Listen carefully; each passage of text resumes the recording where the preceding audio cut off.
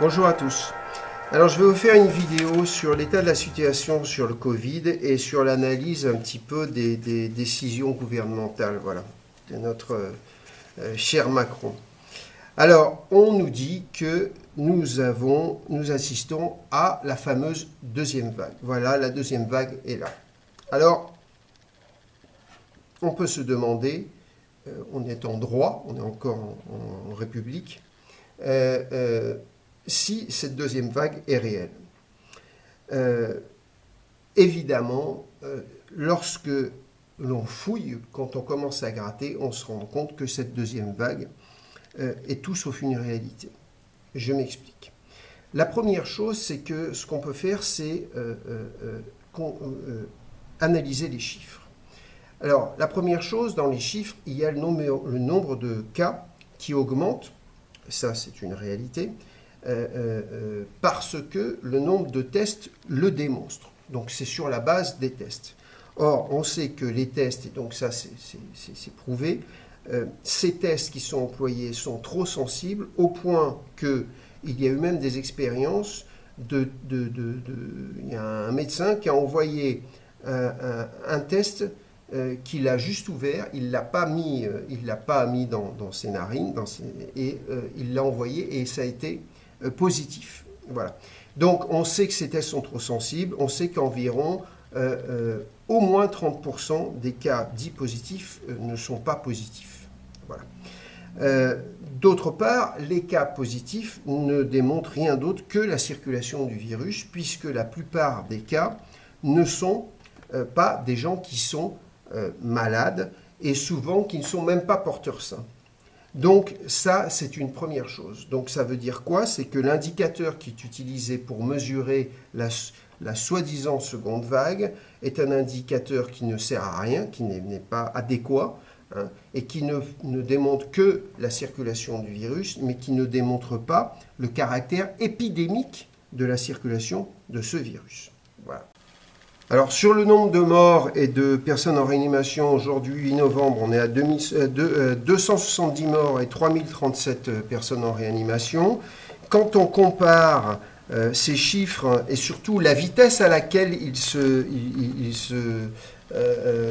l'épidémie se propage, eh bien, on se rend compte que ce n'est pas du tout la même chose, on n'assiste pas du tout au même phénomène qu'en mai. C'est-à-dire qu'on est sur une vitesse beaucoup plus lente, et sur un nombre de morts bien moindre, hein, puisque à la même, je dirais en mai, avril, on arrivait à des 1500, en tout cas on dépassait les 1000 morts par jour, donc on n'est pas sur la même chose. Donc c'est très important de faire comprendre que, d'affirmer que de sources scientifiques, on n'est pas sur la même phénoménologie. Voilà, donc on nie pas qu'il y a des morts et qu'il y a des gens qui sont gravement malades, mais c'est important de dire qu'on n'est pas dans le même cas, parce qu'on cherche toujours à nous faire croire qu'on retourne à mai et à avril, et ce n'est pas vrai, ce n'est pas le cas.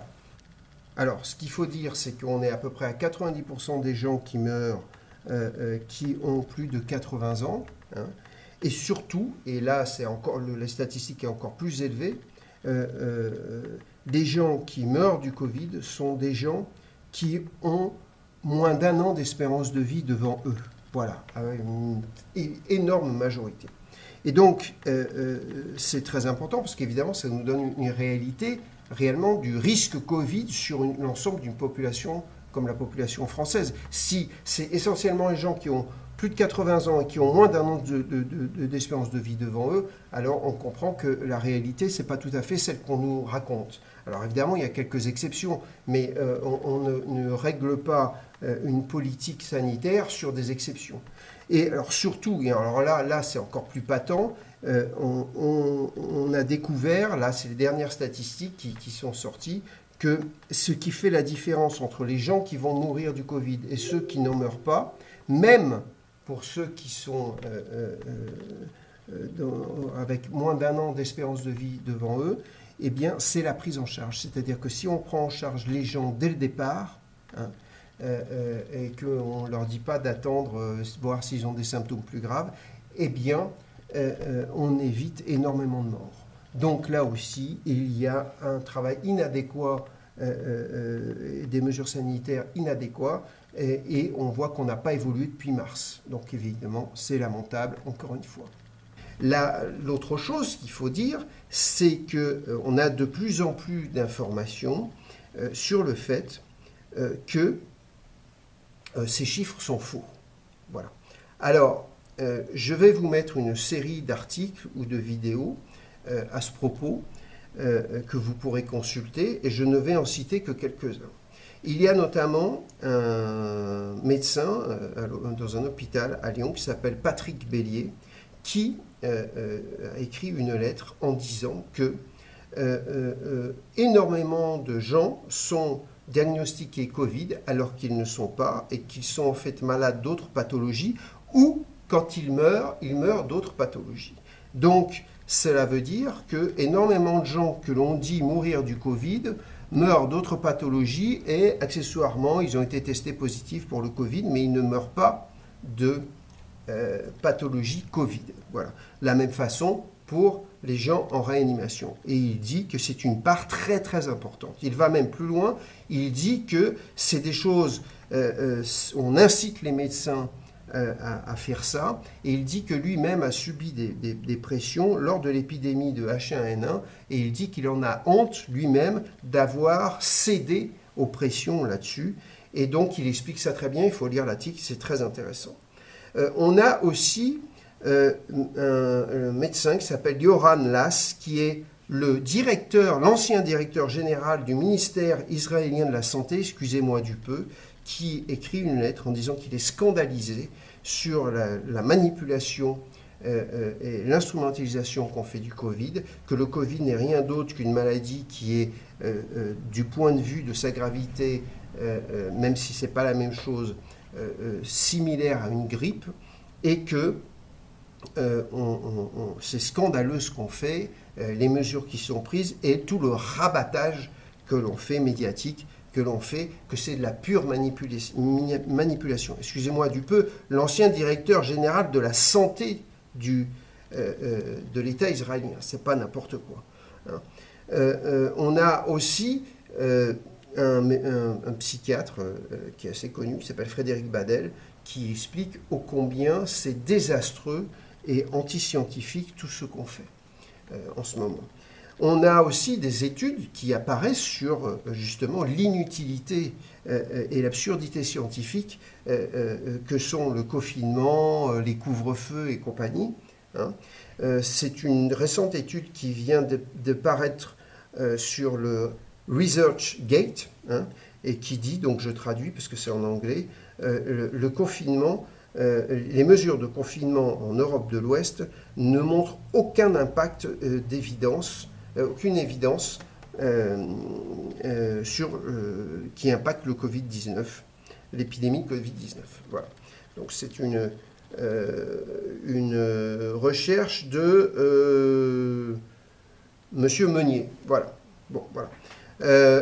On a aussi des médecins récemment, médecins et chercheurs, tous des gens, des grands scientifiques, plus de 300 qui ont écrit une tribune pour dénoncer l'absurdité scientifique qu'était le confinement et les couvre-feux, et l'absurdité scientifique avec laquelle on gère la crise et aussi avec laquelle on gère les traitements, la façon d'aborder les traitements. Voilà. Et on a encore autre chose, une lettre qui a été écrite par plus de 6000 médecins et scientifiques du monde, hein, adressée à l'OMS, qui, la même chose, critique la façon dont on a géré la crise avec confinement, couvre-feu et la façon de traiter, d'aborder les traitements pour soigner le Covid.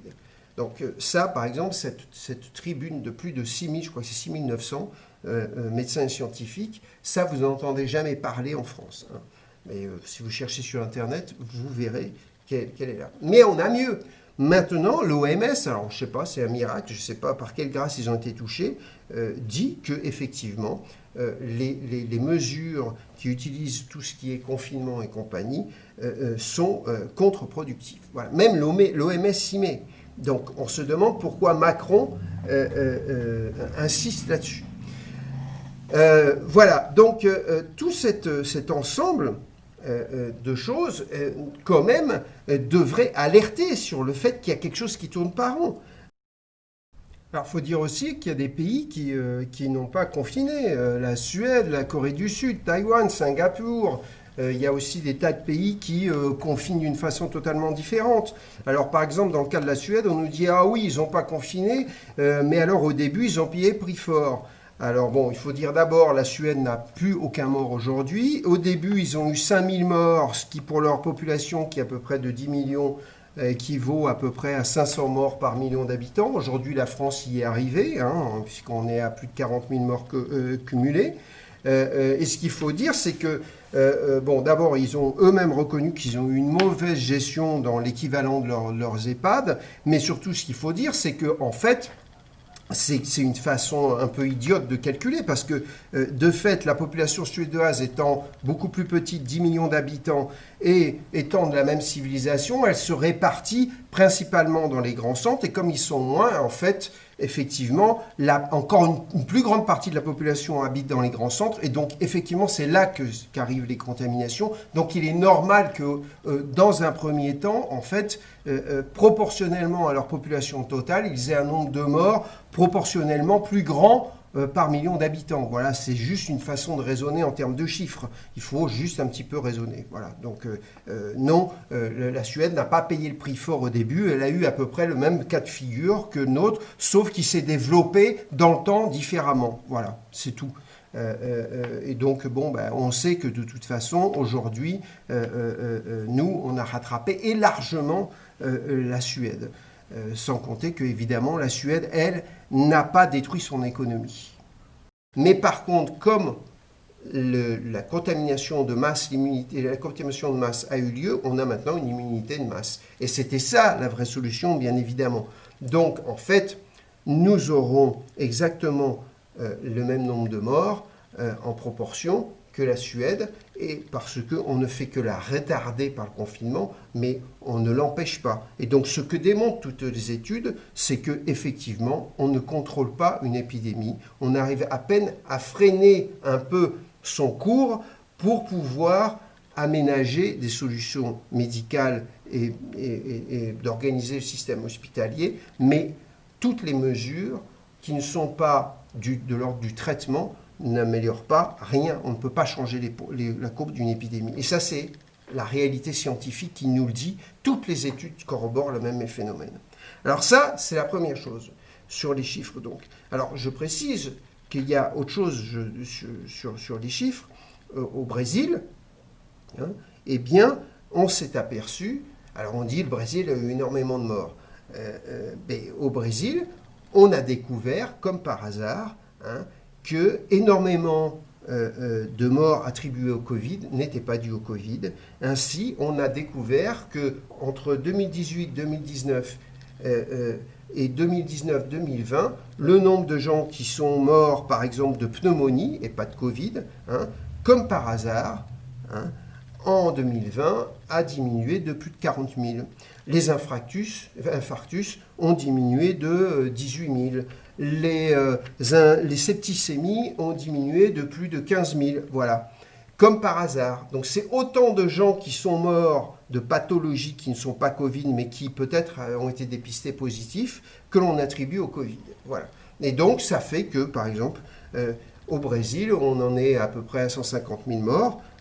Eh bien, certainement, il y en a à peu près au moins 50 000, si ce n'est pas plus, qui ne sont pas Covid, sûrement près de la moitié. Voilà.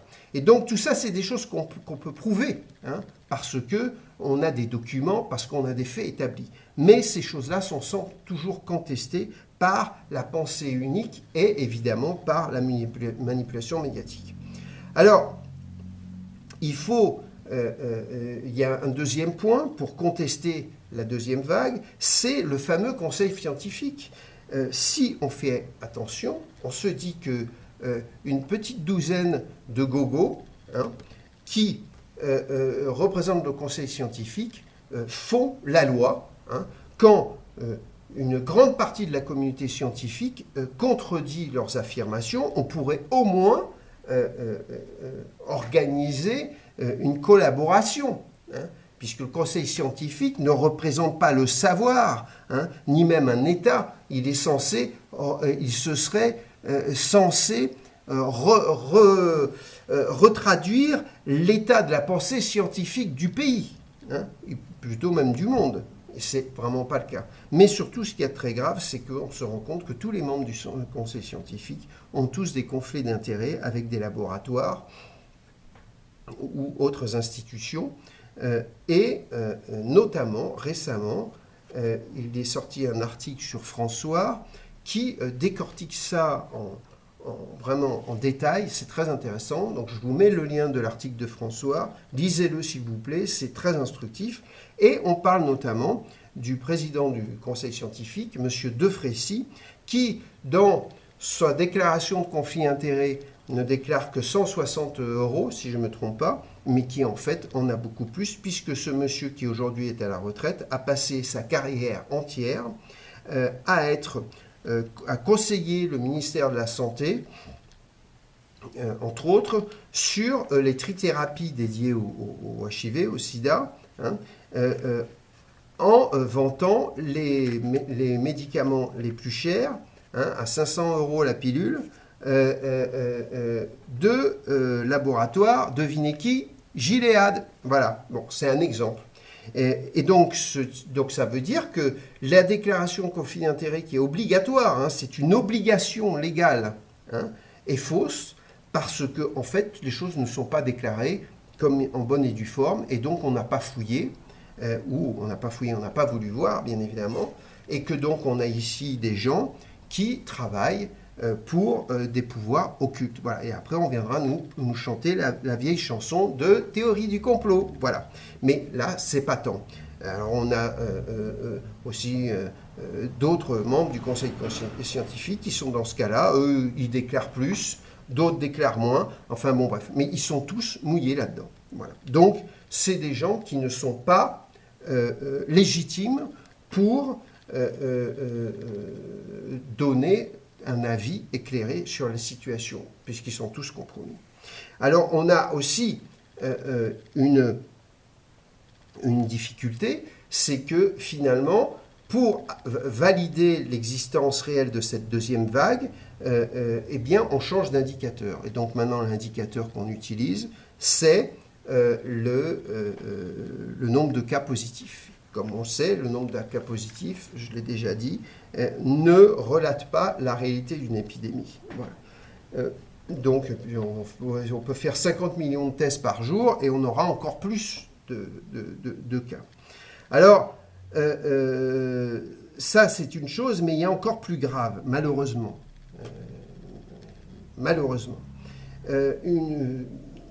Didier Raoult a fait une vidéo que je vous mets en lien, où il explique que maintenant le gouvernement a d'abord interdit aux pharmacies de ville de fournir de l'hydroxychloroquine à tout patient qui viendrait avec une ordonnance faite par un généraliste, un médecin de ville. Donc ça, c'est une chose. Plus aucun généraliste ne peut prescrire l'hydroxychloroquine, car elle est interdite. Les pharmacies ne peuvent pas la délivrer. Mais ça va plus loin.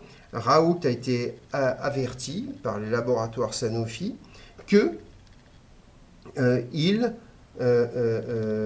bientôt, ce sera la même chose pour les pharmacies hospitalières, c'est-à-dire la pharmacie des hôpitaux. Bientôt, on aura terminé avec ces stocks d'hydroxychloroquine parce que Sanofi ne pourra plus, sera plus habilité à en fournir, hein, et donc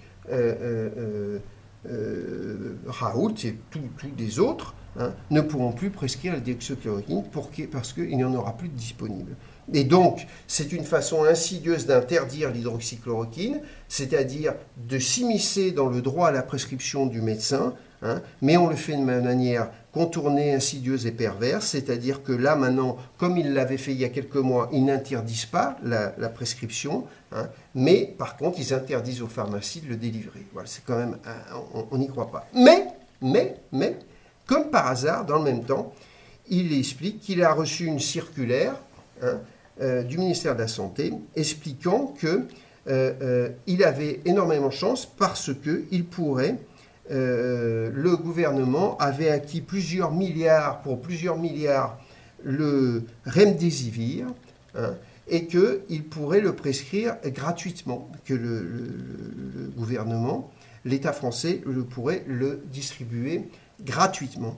Et voilà, et donc c'est comme ça qu'on vous impose un traitement qui, en plus, est officiellement, et ça, il n'y a pas que Raoult qui le dit, hein, c'est toutes les recherches démontrent que le Remdesivir ne fonctionne pas, mais qu'en plus, il est dangereux pour la fonction rénale, c'est-à-dire qu'on va vous obliger à consommer un médicament qui ne marche pas et qui est dangereux pour votre santé. Voilà, en vous empêchant d'être traité, d'être soigné avec un médicament qui marche, je le répète, les études l'ont toutes montré. Voilà. Et je me permets d'insister sur le fait que l'hydroxychloroquine est utilisée dans énormément d'endroits au monde, dont, par exemple, au Brésil, puisque Bolsonaro on a commandé à l'Inde des gros stocks, hein, et qu'il a demandé au laboratoire de l'armée d'en produire en masse. Voilà. Donc, et c'est le cas dans énormément de pays, hein, bon, évidemment, surtout dans toute l'Afrique d'ailleurs. Donc là, on est vraiment une situation incroyable. C'est de la science-fiction en fait. On est dans un scénario dystopique complètement. Alors, la deuxième chose qu'il faut mentionner, c'est quand on regarde les gens qui sont en réanimation. Aujourd'hui, il y en a à peu près 2000, je ne sais pas combien. Alors, on vous dit, et là on vous ment, on vous dit, oui, c'est très grave, on va bientôt être saturé. Alors, combien il y a de lits de réanimation en France? Alors aujourd'hui, si vous regardez les informations, on vous dit qu'il y en a à peu près 7000. Bon, alors 2300, on est quand même loin d'avoir occupé tous les lits, mais même si on peut considérer que c'est beaucoup, parce que ça peut peut-être se multiplier, puis qu'il y a d'autres maladies qu'il faut traiter. Si vous écoutez ce que disent les médecins, ils vous disent, mais on est dans cette situation tous les hivers. Tous les hivers, quand approche l'hiver, on est à toc et c'est la panique. Voilà, c'est pas spécifique au Covid. Et surtout, on vous ment sur le nombre de lits. Parce que, en fait, c'est quand on totalise tous les lits, et il y en a 12 000. Voilà. Alors, je ne sais pas pourquoi tout à coup, si vous regardez les articles en mai, avril, juin, on vous parlait de 12 000, et là, on vous parle de 7 000. C'est bien évidemment parce qu'on ne parle pas des lits de l'hospitalisation privée. C'est une chose, mais surtout, on peut se demander, qu'est-ce qu'ils ont foutu pendant ces 4 mois d'accalmie, juin, juillet, août, septembre? Qu'est-ce qu'ils ont fait? Rien, ils n'ont rien fait. Pourquoi? Parce que, alors que, ce que je veux dire, c'est que on nous parlait, on disait qu'il allait voir une deuxième vague. Je ne sais pas comment ils pouvaient le prévoir, hein. Déjà en mai, si vous regardez les articles qui datent de mai, on vous prévoit déjà une deuxième vague, alors que tout le monde sait que c'est impossible à prévoir, puisque ça dépend des mutations du virus, et ça, les scientifiques sont unanimes sur la question, c'est impossible de prévoir. On ne sait pas ce qui va se passer, c'est impossible. Donc, il y a bien quelque chose de bizarre, hein, là-dessus. Et surtout, ils auraient pu préparer quelque chose. Ils avaient 4 mois pour changer la situation. Qu'est-ce qu'ils ont fait? Rien. Non seulement ils n'ont rien fait, mais pire, ils ont continué à supprimer des lits. Cherchez, vous allez voir.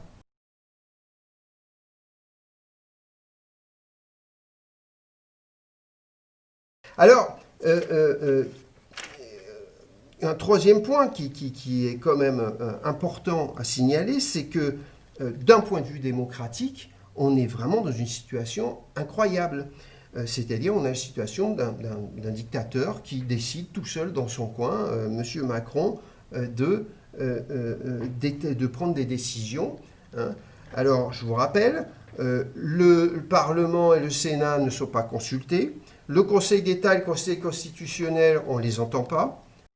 Enfin, je voudrais vous redire le problème grave que soulève la direction du pays par un comité secret qui est le Conseil de défense.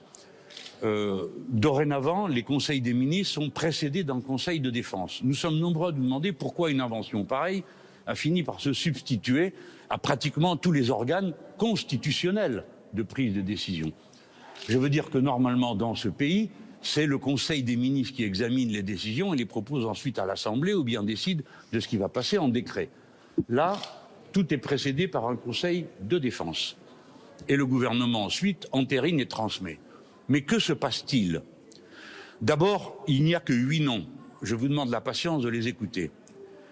Il y a dans ce Conseil, outre le président de la République, le général François Lecointre, chef d'état-major des armées, Monsieur Stéphane Bouillon, secrétaire général de la Défense et de la Sécurité nationale, Monsieur Bernard Hémier, directeur général de la Sécurité extérieure, Nicolas Lerner, directeur de la Sécurité intérieure.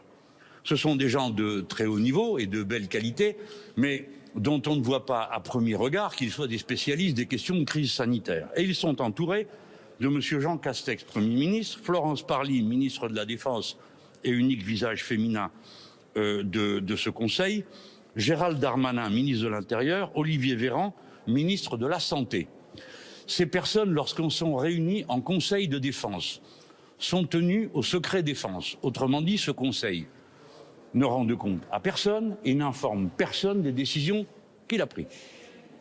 Et les personnes qui le composent, étant astreintes au secret défense, sont donc placées hors de tout recours devant la Haute Cour de justice, qui, vous savez, pose un problème, puisque plusieurs ministres, d'ores et déjà, pour l'épisode précédent, ont été déférés devant cette Haute Cour.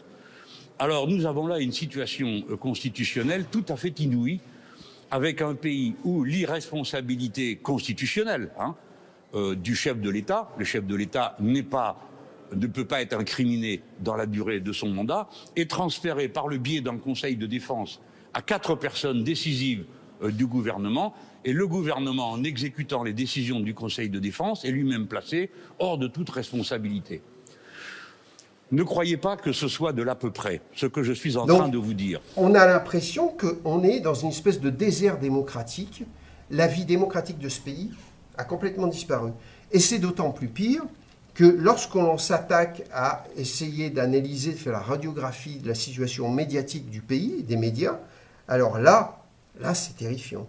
On voit que tous les médias mainstream ont tous le même discours, et on comprend pourquoi. Ils appartiennent tous à 2 ou 3 milliardaires qui sont tous partie prenante de l'oligarchie à laquelle Macron appartient. Et on observe des choses très curieuses, comme par exemple, récemment, la belle-fille de Macron, Tiffaine Auzière, fille de Brigitte Macron, qui n'est pas journaliste, vient d'être embauchée par Europe 1 pour faire une chronique politique. Et quand on l'écoute, sa chronique, eh bien, comme par hasard, elle encense les décisions du président Macron qui, justement, a fait remarquer que nous croyons être une société d'individus libres, mais en fait une société solidaire. Ça s'appelle quoi, ça? Ça s'appelle de la massification. Ça, c'est des stratégies communistes ou nazistes. Hein, c'est ça qu'ils font. C'est ça qu'ils faisaient. Hein, c'est-à-dire que l'individu doit disparaître au profit de la collectivité, et la collectivité, bien entendu, obéit à la parole officielle qui embrigade tout le monde comme un seul homme. Voilà. Donc c'est fermez-la et faites comme tout le monde, faites comme on vous dit. Et donc, surtout, quand on continue à analyser la situation, on découvre quoi? On découvre que les milliardaires dans le monde ont augmenté leur richesse de plus d'un quart pendant le Covid. C'est-à-dire un quart. Les milliardaires ont augmenté leur richesse d'un quart. Comment ils ont fait ça? Eh bien, ils ont fait ça de plusieurs façons, mais une des choses qu'ils ont fait, c'est que comme la bourse a dégringolé, ils ont acheté en masse toutes les actions qui valait une bouchée de pain. Et donc maintenant, ils ont récupéré la mise. Voilà. Et donc, à quoi on assiste ici? On assiste non seulement à une destruction de l'économie, mais on assiste à des gens qui sont de plus en plus riches, mais surtout qui ont de plus en plus le monopole des entreprises. Voilà, des grandes entreprises et petites et moyennes entreprises. Et donc, on a ici, grâce au Covid, une oligarchie qui s'est encore enrichie, comme d'habitude, et il faudrait vraiment être idiot pour ne pas faire le lien et croire que c'est un hasard. Évidemment que non. Si ce n'était pas un hasard, si c'était un hasard, par exemple, on aurait pu avoir des gouvernements qui justement prennent des mesures pour empêcher ce genre d'opération, pour protéger l'économie des pays. Voilà. Mais non, ça n'a pas été le cas. Non, au contraire, qu'est-ce qu'a fait les gouvernements ? Alors les gens trouvent ça bien, mais en fait c'est de l'arnaque. Ils ont quoi? Ils ont financé les gens pour tenir. Sauf que comme ils ont des dettes, tout l'argent, parce que l'argent qui est donné ne suffit pas à faire tenir les entreprises, ça suffit à quoi? Ça suffit à maintenir la tête hors de l'eau pour pouvoir payer ses dettes plus tard. Voilà. Et la réalité surtout, c'est qu'on a un quart des entreprises françaises qui ont fait faillite et on sait qu'elles ne reprendront pas. Et on a 1 million de gens, de Français, qui sont tombés dans la pauvreté extrême. Donc à quoi on assiste ici? On assiste ici à un système qui est une grande opération de recaptation de l'économie au profit d'une oligarchie. Et donc on prive le peuple de son moyen de subsistance autonome, de son autonomie à moyen terme ou à long terme. Et alors, ce qui est intéressant, c'est qu'il s'est passé d'autres choses qui sont quand même notoires et qui n'ont pas fait vraiment la une de la presse. C'est par exemple, ils ont voté, si je ne me trompe pas, c'était un dimanche, en plein mois d'août, la mutualisation de la dette européenne. Et bon, il y a des gens bizarres qui s'en sont réjouis en disant oui, c'est très bien, ça va défendre les États les plus faibles vis-à-vis de la dette. Mais en fait, non, c'est une immense arnaque et c'est très très mauvais. Et en fait, c'est une façon, cette mutualisation, d'institutionnaliser encore plus l'Europe, mais sur les bases d'une dette, ce qui est un truc qui est fou quand on y pense. Mais évidemment, derrière ça, il y a des choses et qui est une façon d'enchaîner tous les États définitivement à l'Europe en leur disant d'une certaine façon, mon vieux, si tu sors, si tu veux sortir de l'Europe, eh ben, ça va te coûter le jackpot. Évidemment, on va y repenser à 2 fois. Et évidemment, c'est aussi une volonté de vouloir à terme éditer les bons de la dette européenne. Et on comprend bien que la stratégie derrière ça, c'est évidemment une double façon, et de faire payer la dette par le peuple. C'est-à-dire que si vous n'avez pas compris encore, si vous possédez des titres publics, ou français, enfin européen, je crois qu'il n'y en a pas encore, mais ça va se faire sans nul doute. Vous avez intérêt à vous en débarrasser vite fait, parce que vu l'horizon qui se dessine, ce qui nous attend, c'est la Grèce pour toute l'Europe. Et on comprend bien que derrière tout ça, il y a évidemment quoi? La stratégie des vautours, c'est que on comprend bien que derrière, vu que dans le même temps, les oligarchies montent, grimpent croissent sur la dégringolade et sur la crise, sur la dette publique et sur les peuples qui sont en train de se précariser, on comprend bien que derrière, c'est un moyen évident pour eux de rafler encore une fois la mise et en même temps d'avoir le pouvoir politique total. Ça s'appelle une dictature ou en tout cas un pouvoir totalitaire. Alors dans le même temps, il y a d'autres lois qui ont essayé de passer, qui ne sont pas passées mais qui vont être représentées comme la loi Avia. Là aussi, loi liberticide.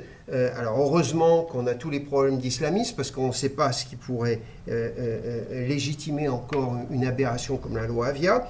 Et donc si on continue comme ça, on va se rendre compte que finalement on entend des paroles du Macron qui nous dit que il va falloir s'habituer à vivre avec le virus. Alors on nous le prévient, on nous le prévoit jusqu'à au moins l'été 2021. Mais on sait que tout ça, c'est un truc qui est extensible à loisir. Ce qu'il y a de très bizarre, c'est que quand vous regardez l'ensemble des mesures qui sont prises, aucune ne va dans le bon sens. Et ça, c'est très choquant et c'est quelque chose qui doit nous faire réfléchir. C'est-à-dire que si vous prenez sur le plan sanitaire, ça a été prouvé, et c'est prouvé tous les jours, que sur le plan sanitaire, toutes les mesures vont contre le bon sens et sont anti-scientifiques. Même l'OMS s'y met. Donc c'est même d'ailleurs étrange. Mais enfin, bon, bref. Sur le plan médical, on supprime les traitements qui marchent, même s'ils ne sont pas miraculeux, mais qui ont quand même des bons résultats. Hein, et on promeut des traitements qu'on sait qu'ils ne marchent pas. Le remdesivir, c'est prouvé par plein d'études, ça ne marche pas. Et qui est dangereux pour la fonction rénale. Mais par contre, on l'achète avec le denier public. Voilà. Et ça n'a pas fait l'objet d'un vote, ça fait rien.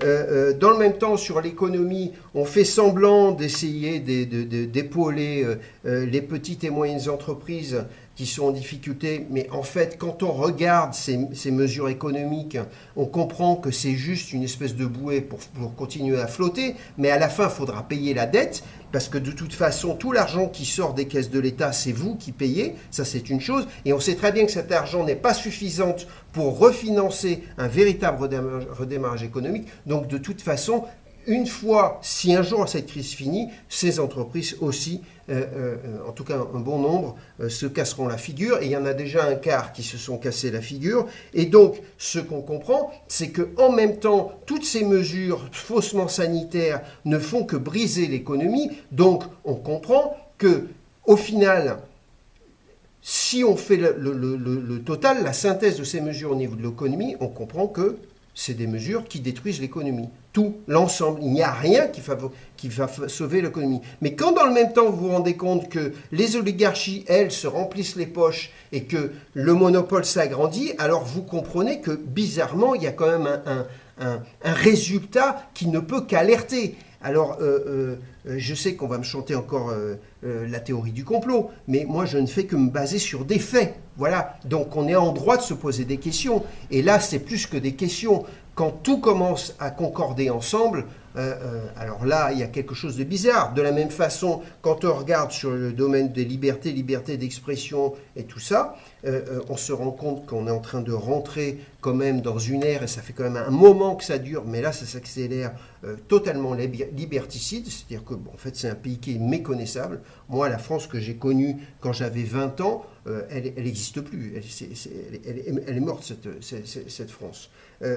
Plus de liberté, et puis surtout, on se rend compte d'une censure incroyable au niveau de la presse, hein, au niveau du média. Et ce qu'il y a de terrible là-dedans, c'est qu'on comprend que non seulement la presse appartient à une oligarchie qui est partisane, évidemment, mais en plus, maintenant, c'est une chose qui est de plus en plus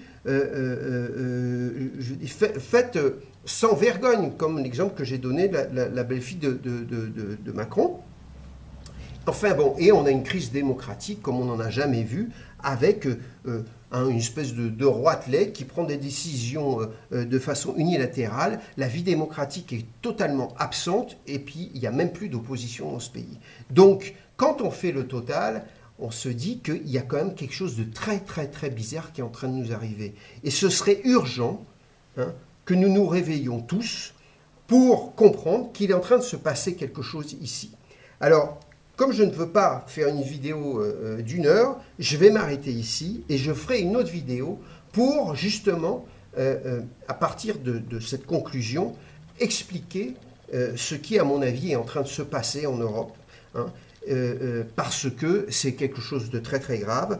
En tout cas, pour terminer cette vidéo, ce qui est très important de comprendre, c'est d'arriver à synthétiser mentalement que l'ensemble de ces éléments pointent tous dans le même sens et démontrent qu'il y a une certaine forme de prise de pouvoir que je ne vais pas qualifier maintenant, mais sur lequel je vais m'étendre en analysant cette problématique dans une autre vidéo. Et clairement, on est dans un processus totalitaire qui est en train de se mettre en place à tous les niveaux. Voilà, à tous les niveaux. Alors, je m'arrête ici. Je vous remercie pour votre écoute. Merci de mettre un petit pouce, de vous abonner au canal. Et je vous dis à la prochaine vidéo donc, qui analysera justement la problématique la thématique que j'annonce en conclusion ici. Merci beaucoup, à très bientôt. Ciao.